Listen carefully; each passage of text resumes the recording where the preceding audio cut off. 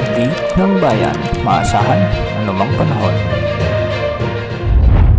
Magandang oras po sa ating lahat. Narito na ang pinakaling update sa magiging lagay ng ating panahon sa mga oras na ito. Sa kasalukuyan ay patuloy na nakakaapekto ang iba't ibang weather systems na magdadala ng mga pag-ulan sa iba't ibang bahagi ng ating bansa. Unahin natin ang shearline na magdadala ng maulap na papawirin, mga kalat-kalat na pag-ulan at pagkidlat pagkulog sa Aurora at Quezon Province. Mag-ingat po dahil posible ang banta ng mga biglaang pagbaha o pagguho ng lupa, lalo na kung may mga mairal na katamtaman at minsan ay malalakas na pag-ulan.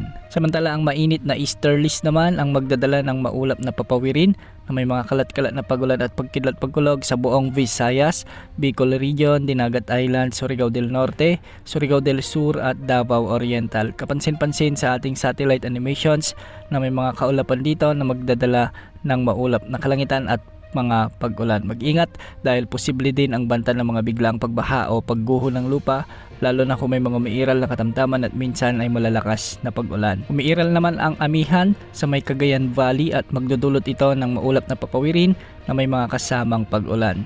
Ilang araw nang nakakaranas ng mga pag-ulan ang maraming lugar sa Cagayan Valley, particular sa may mainland Cagayan.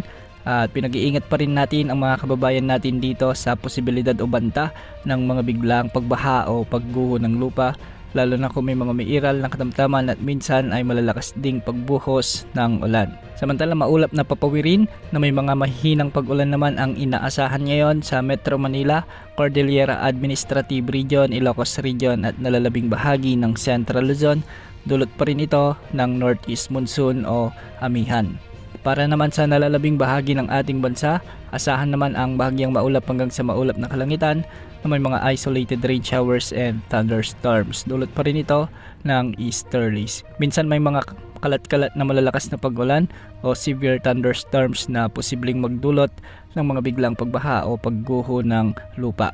Para naman sa lagay ng mga pag-alon sa ating mga karagatan, ang mga karagatang sakop ng extreme northern Luzon ay posible pa rin umabot mula 2.8 hanggang 4 meters. Sa mga karagatang sakop naman ng Central Luzon, silangang karagatan ng Southern Luzon at nalalabing karagatang sakop ng Northern Luzon ay posibleng umabot mula 2.1 hanggang 3.4 meters. Sa nalalabing baybay ng bansa, posible pa rin ang mga pag-alon mula 0.6 hanggang 2.5 meters. Malinis pa rin ang labas at loob ng ating area of responsibility sa banta ng LPA o bagyo hanggang sa katapusan ng 2025.